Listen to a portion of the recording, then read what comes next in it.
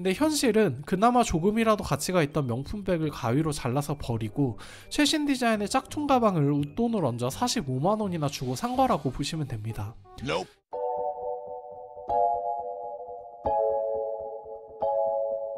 안녕하세요, 포입니다. 제가 최근에 유튜브로 생활의 달인 영상들을 몰아보다가 우연히 명품 가방 수선의 달인 영상을 봤는데 정말 누구 보고 주워가라고 해도 안 가져갈 것 같은 그런 낡은 가방을 완전히 새 것처럼 복원해주는 걸 보면서 와, 역시 한국 사람들이 손재주가 좋구나, 정말 대단하다, 그런 생각을 했는데요. 실제로 명품 리폼을 전문으로 하는 업체들도 정말 많아져서 유튜브나 블로그에도 명품백 리폼 후기가 굉장히 많이 올라오더라고요.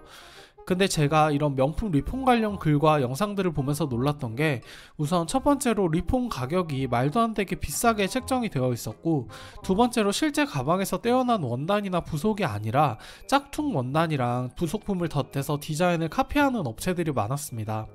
그래서 아무리 생각해도 이게 합법이 아닌 것 같아서 알아보니까 아니나 다를까 이 명품 리폼 자체가 상표권을 침해하는 불법행위라고 하더라고요.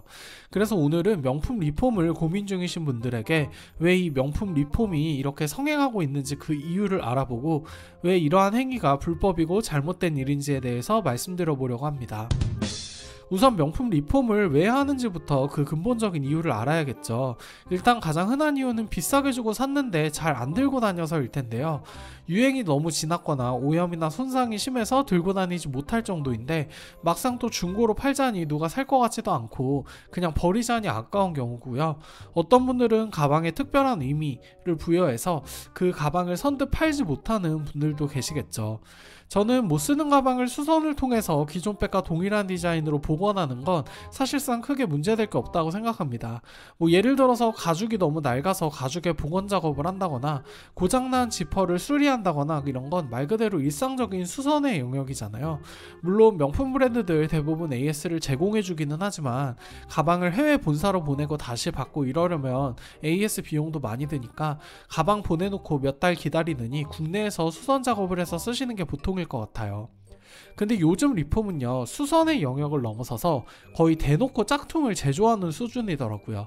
가장 큰 문제는 기존에 나와 있는 명품 디자인을 똑같이 카피해서 만든다는 거죠.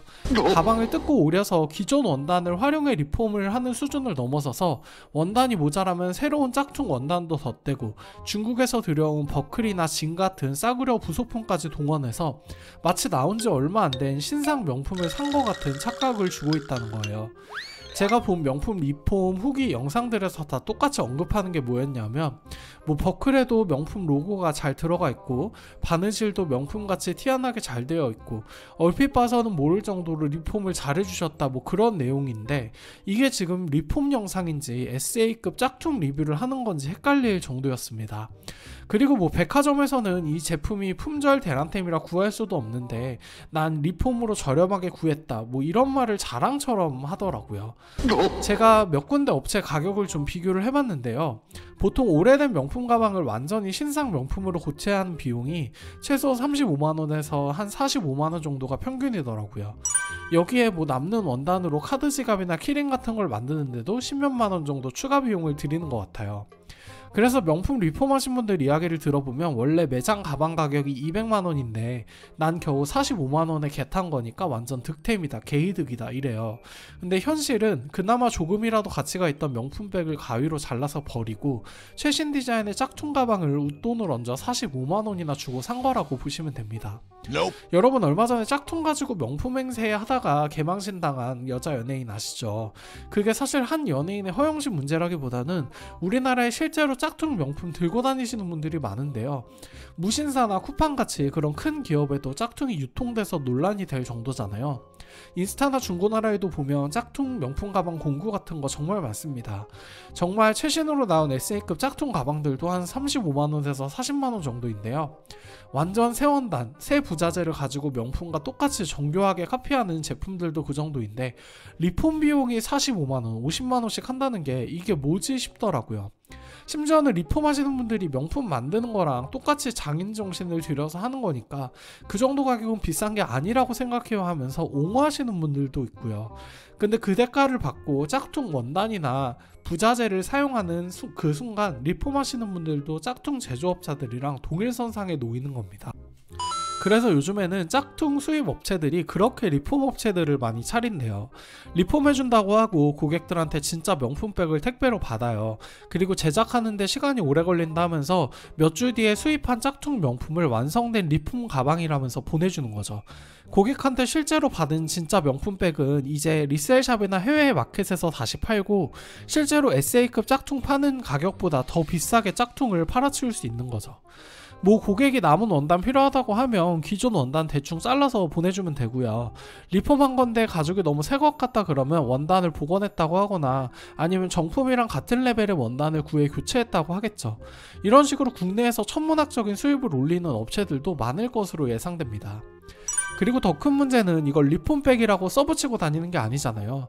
물론 명품 매장이나 명품백 많이 사보신 분들은 단박에 눈치채겠지만 리폼하신 분들은 마치 그냥 백화점에서 산 백인 것처럼 메고 다닐 거란 말이죠. 저는 뭐 남자라서 명품 가방 같은 거에 관심도 없고 하지만 제가 만약에 백화점에서 신상 명품을 주기적으로 구입하는 여성분의 입장이라면 저렇게 리폼해서 신상 명품을 들고 다니는 척하는 사람들 보면 좀 짜증날 것 같아요. 어떻게 보면 짝퉁 가방을 메고 거리를 활보하는 거잖아요. 나는 열심히 돈 벌어서 백화점에서 줄 서서 어렵게 구한 명품백인데 어디서 짝퉁백을 만들어서 진짜인 것처럼 행세하는 게 못마땅할 수밖에 없죠. 명품 업체들 입장에서도 사람들이 새 가방을 안 사고 리폼을 해서 당장 명품백이 몇 개 덜 팔리는 게 문제가 아니라 시중에 이런 정체를 알 수 없는 짝퉁 제품들이 난무하고 브랜드 가치가 떨어져서 명품 가방에 선뜻 돈을 쓸 수 있는 그런 고객들로 하여금 브랜드 이미지 관리가 안 된다고 느끼게 할 수 있는 리스크가 있죠. 중고거래 시에도 리폼된 짝퉁을 진품으로 오인할 수도 있고요. 리폼 시장이 확대되면 확대될수록 M1 피해자만 늘어나게 될 겁니다. 간혹 리폼 같은 걸 무슨 친환경 업사이클링이랑 연결시키는 분들도 계시는데 진정한 친환경은 낡은 가방이라도 열심히 들고 다니는 거죠. 본인이 리폼한다고 명품 기업들이 가방 한 개 덜 생산하는 거 아니거든요. 그 뜯고 오리고 다시 만드는 데 들어가는 부자재들, 그 과정에서 나오는 쓰레기들, 들어가는 전기들, 그리고 택배로 보내고 다시 받고 하는데 택배 상자며 포장재며 택배차 매연하며 이런 것들이 오히려 환경을 더 파괴하거든요. 그냥 기존에 생산되어 있는 가방을 구입하시는 게 제가 보기에는 환경보호입니다. 내가 신상 명품백을 사고 싶은데 금액이 부담스럽게 느껴지면 당신은 그 명품백을 살만한 경제적 여력이 없는 거고요. 불법인 걸 알면서도 그 신상백과 똑같은 디자인을 가지고 싶다라고 생각하는 것 자체가 명품에 대한 본인의 허영심을 드러낸다는 걸 아셨으면 좋겠어요. 남들한테 그놈의 신상 명품백 자랑하고 싶어서 그나마 있는 명품 버리고 돈과 시간까지 버려가면서 짝퉁 산업 키워주지 마시고요. 요즘에 국내에 참신한 시니어 디자이너들의 가방, 소재도 좋고 마감도 좋은 가방들 30-40만원대에 충분히 살 수 있거든요. 브랜드에만 너무 집착하지 마시고 한국 디자이너들을 응원하는 겸해서 좀 더 합리적인 제품을 구매해보시는 건 어떨까 싶네요. 오늘도 긴 영상 시청해주셔서 감사드리고요. 명품 리폼에 대한 의견들도 댓글로 많이 남겨주세요.